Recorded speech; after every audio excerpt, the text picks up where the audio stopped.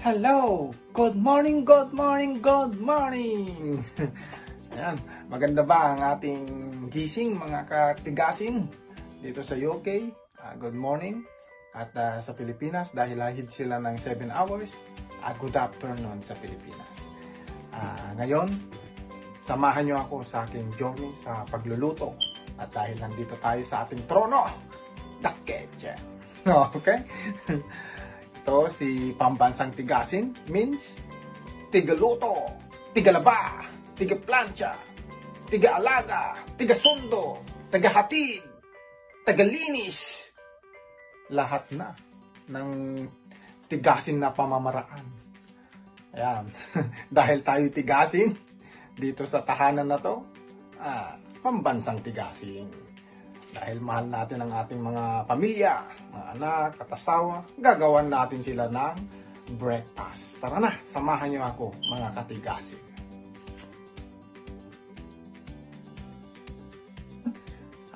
Iinitin na natin ang ating oven.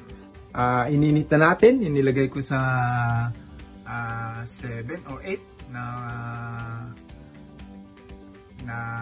taas ng oven natin. Ingredients sa ating bread sa araw na ito. Mayroon akong itong mozzarella cheese. At lalagyan ko ng kasi 4 tong bread namin, 4 din ng egg. Saka lagyan ko ng ham slaw, black pepper. Okay? At kailangan natin ng landet. Kailangan natin yan. Gagawin tayo dyan. At itong bread natin, ihiwaan natin sa gilid. Tatanggalin natin yung gilid. Okay?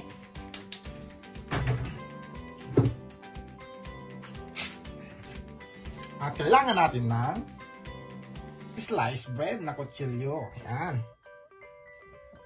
Yan.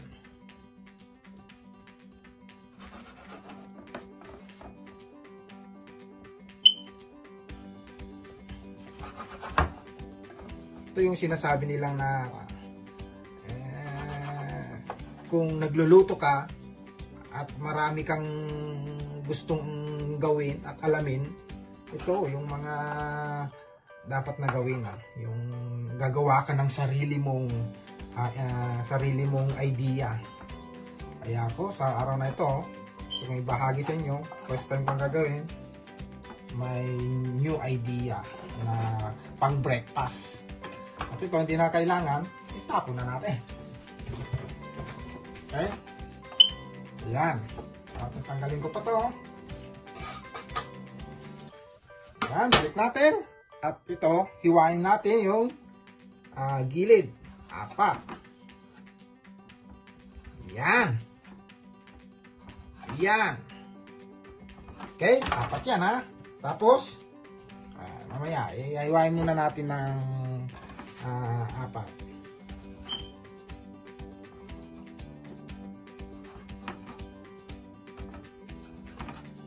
Okay.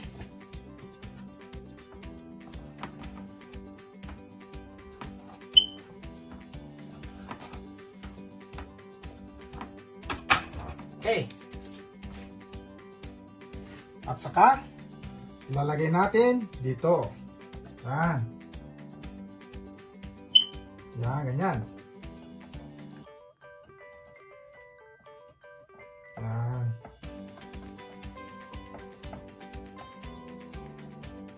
Hiwa-hiwalayin natin para hindi siya magdikit-dikit.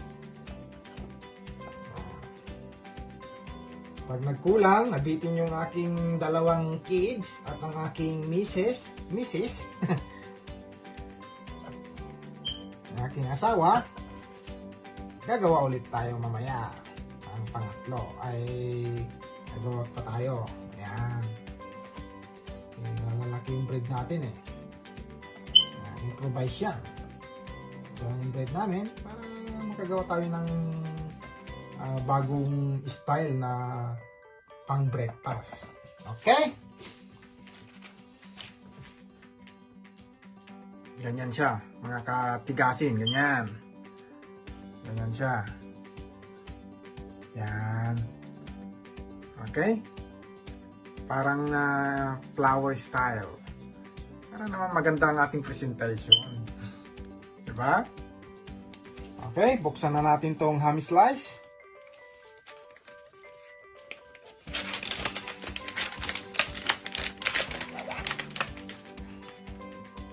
Kukuha tayo ng dalawa.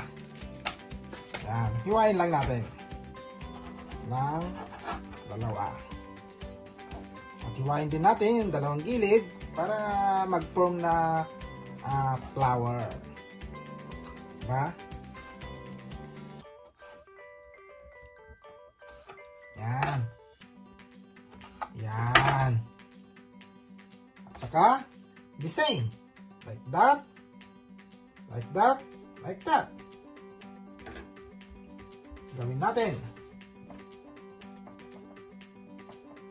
Para matawa naman yung aking mga dalawang baby. Si Micah at saka si Macarios. Diba? Sarap niyan. Okay. Okay, third step. Lagyan na natin itong itlog. Mayroon na akong 4 na itlog. Ayan, 4 na itlog. At kailangan natin ng tinidor na pambasag ng itlog. Okay? Like that. Ibuhos natin dun sa gitna.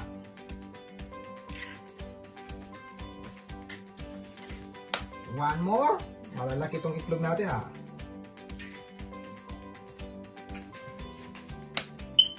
Pangatlo.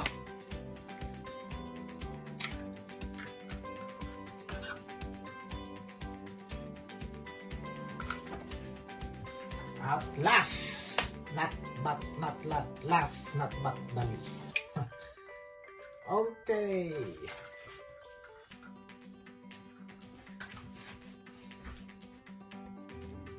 Yan o. Diba? Yan. Third step.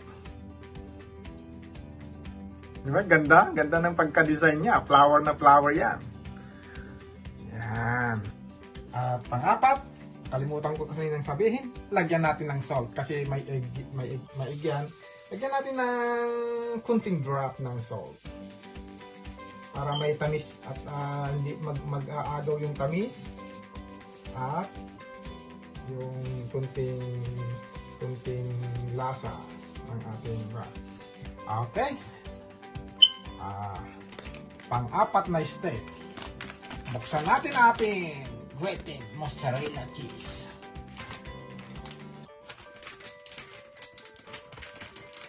Okay, kailangan natin ng gunting.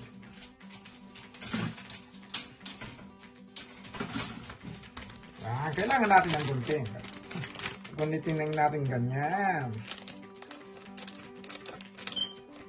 Para mahibahagi ko tong first time. First time kong gagawin, samahan nyo ako. Para kung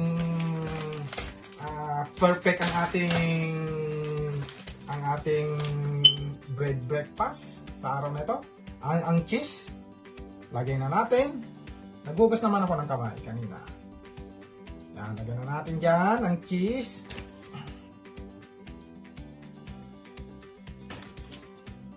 Yan, may talagang kung mahilig kang magluto, marami kang alam na dapat gawin at lutuin. Para kung maging perfecto, maganda to sa breakfast. Kung may mga negosyo tayo, kung may mga hotel tayo, pwede rin to sa bread and breakfast, di ba? Pag may hotel ka, itong isi-serve mo sa iyong mga customer.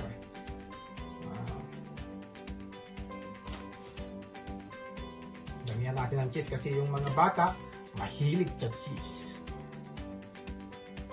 Mozzarella yan. Ako din, mahilig ako sa mozzarella cheese. Yan! Okay! Yan o, nakakatakam yan.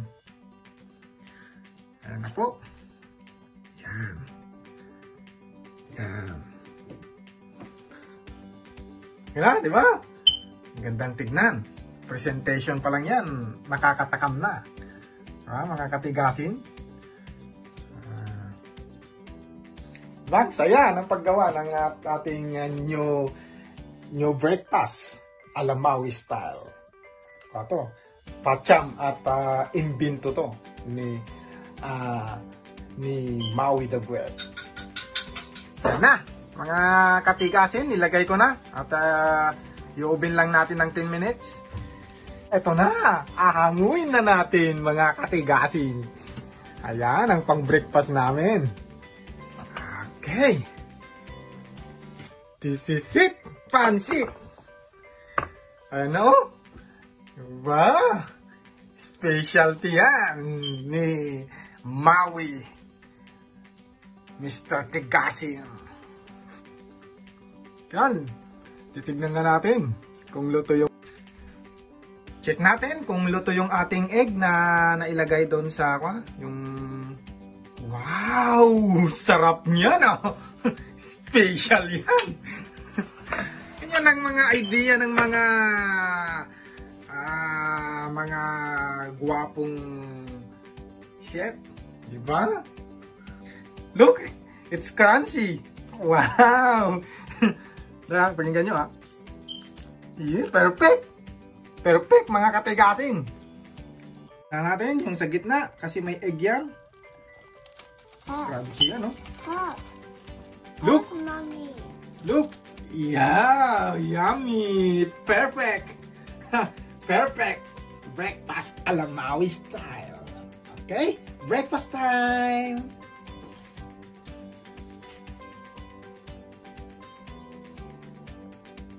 Ito na! Ang ating final product ng ating new recipe na pang breakfast. Siserve na natin sa ating dalawang anak na si Macarios at si Micah at sa aking misis na si Grace. Ito na. Kaya mga katigasin, please like, subscribe, and share ang aking YouTube channel at updated tayo sa parating ng aking mga videos parating. Okay? God bless us all. Bye!